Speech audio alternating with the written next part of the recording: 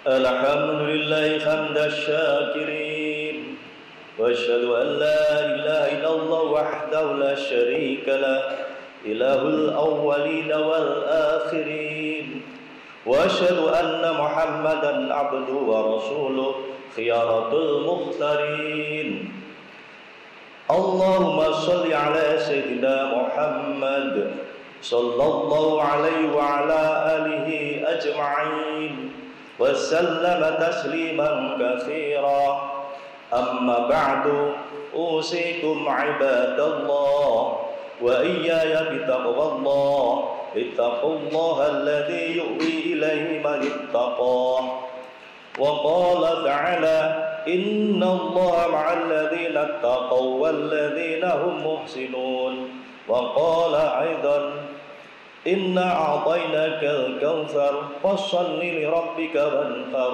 إن شانئك هو الأبتر. Sidang Jumat yang berbahagia, marilah dalam kesempatan di bulan Dzulhijjah yang mulia ini kita senantiasa meningkatkan takwa kita pada Allah Subhanahu wa taala dengan sebenar-benarnya takwa.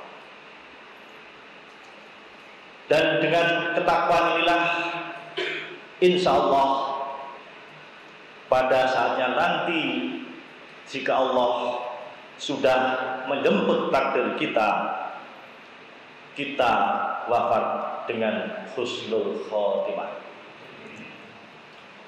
Sidang Jumat yang berbahagia, kita mengenal bulan sekarang ini adalah Dzulhijjah. Dari dua kata, Dzul adalah pemilik, Hijjah adalah haji atau serangkaian ibadah haji. Karena di bulan inilah kita menyaksikan sendiri bagaimana ibadah haji kita saksikan, saling mendoakan untuk kebaikan-kebaikan bersama. Semoga yang sedang haji mendapatkan haji yang mabrur, dan kita semua yang belum haji segera mendapatkan undangan Allah Subhanahu wa taala. Mengiringi tanggal 10 Dzulhijjah kemarin, kita kaum muslimin melaksanakan puasa sunnah, Tarwiyah dan Arafah. Sebelum Jumat dimulai tadi, Qori sudah membacakan surah-surah indah mengenai bagaimana Nabi Ibrahim dan juga putranya menjadi suri tauladan kita semua. Mengapa kita puasa sunnah Tarwiyah? Karena pada dasarnya kita sebagai umat Islam mengenal sejarah untuk dikenang dalam rangka mendekatkan diri pada Allah Subhanahu wa taala. Pada mimpi yang pertama, Nabi Ibrahim ragu, sehingga disitulah kita mengenal istilah Tarwiyah dari rawa yarwi, atau meriwayatkan, menceritakan, bertanya-tanya.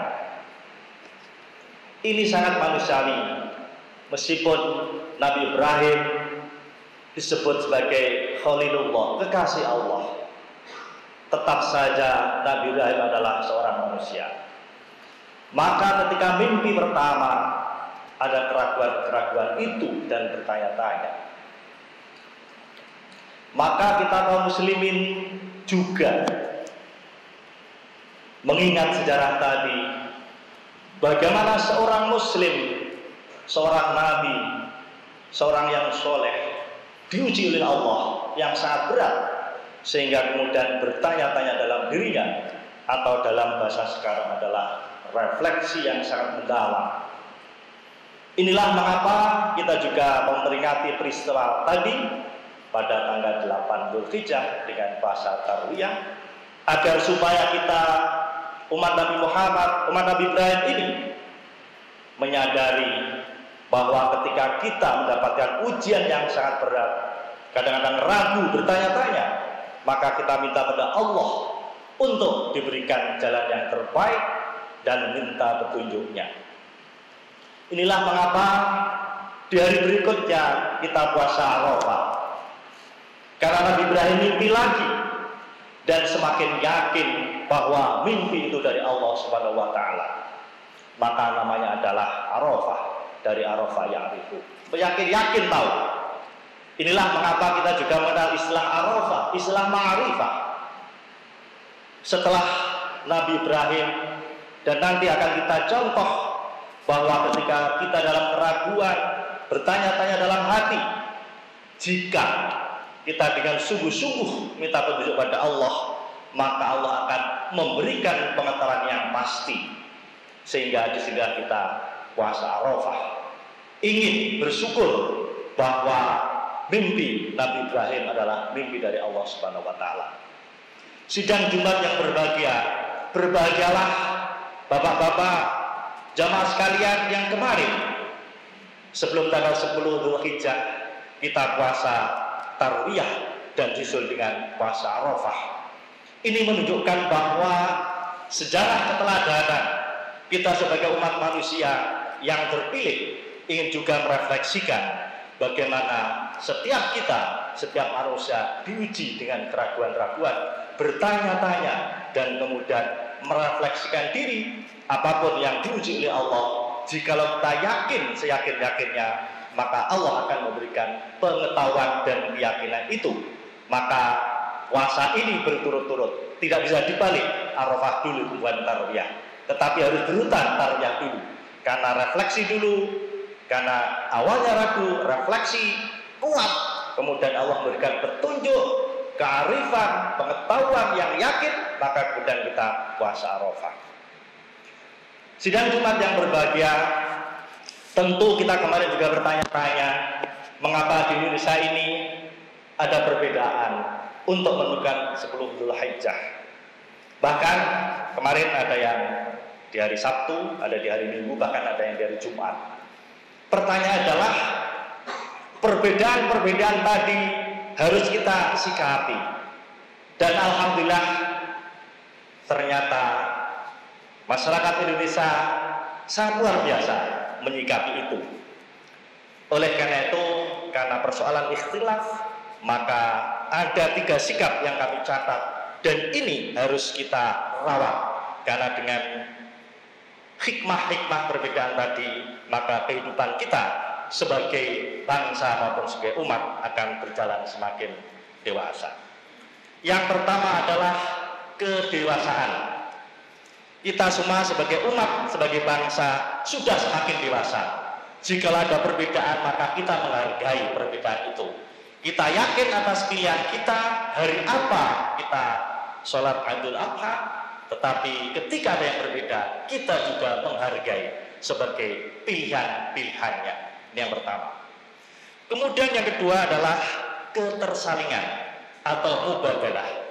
Kita sudah semakin kuat di dalam hal ini, karena meskipun ada perbedaan tadi, setelah kita punya kedewasaan, maka kita juga membangun ketersalingan, saling memahami, saling memaafkan, dan juga saling mendoakan.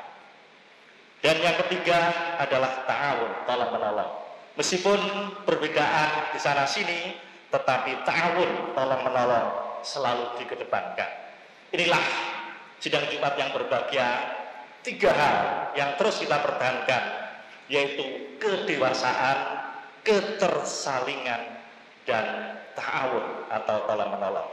Insya Allah, jikalau sikap-sikap kita selalu menjaga apa yang disebut dengan kedewasaan, ketersalingan atau mubadalah, dan juga ta'awun, maka ketenangan lahir dan batin kita sebagai warga masyarakat, sebagai warga bangsa, insya Allah selalu menghiasi kehidupan kita. Demikian sidang Jumat yang berbahagia.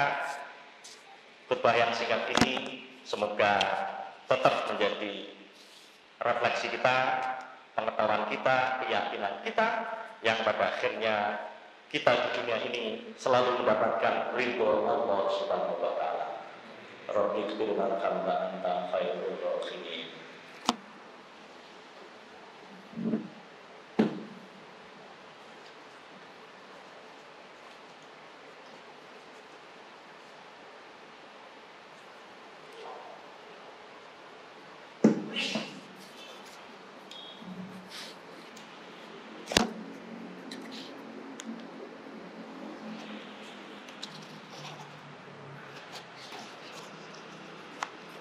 الحمد لله اتباعا لما أمر وأشهد أن لا إله إلا الله وحده لا شريك له إرغاما لمن جحد وكفر وأشهد أن محمدا عبده ورسوله سيد البشر اللهم صل على سيدنا محمد صلى الله عليه وعلى آله وصحبه ما اتصلت عين بنظر وسلم تسليما كثيرا أما بعد فيا أيها الناس اتقوا الله إن الله أمركم بأمر بدأ به بنفسه وثنى بملائكته وإياه بالمؤمنين من عباده فقال عز من قائل إن الله وملائكته يصلون على النبي يا أيها الذين آمنوا صلوا عليه وسلموا تسليما اللهم صل على سيدنا محمد وعلى آله وعلى أهل طاعتك أجمعين وجعلنا منهم يا أرحم الراحمين اللهم اغفر للمؤمنين والمؤمنات والمسلمين والمسلمات الأحياء منهم والأموات إنك سميع قريب مجيب الدعوات اللهم إنا نسألك إيمانا دائما ونسألك قلبا خاشعا ونسألك عملا صالحا ونسألك دينا قيما ونسألك العفو والعافية ونسألك تمام العافية ونسألك الشكر على العافية ونسألك الغنى عن الناس ربنا اغفر لنا ولإخواننا الذين سبقونا بالإيمان ولا تجعل في قلوبنا غلا للذين آمنوا ربنا إنك رؤوف رحيم اللهم ارفع عنا الغلاء والبلاء والوباء والغشاء والمنكر والسيوف المختلف والشدائد والمحن ما ظهر منها وما بطن في بلدنا هذا خاصة من بلدان المسلمين عامة إنك على كل شيء قدير اهدنا الصراط المستقيم اهدنا الصراط المستقيم اهدنا الصراط المستقيم سبحان ربك رب العزة عما يصفون والسلام على المرسلين والحمد لله رب العالمين فاذكروا الله العظيم يذكركم واشكروا على نعمه يزدكم ولا تكفروا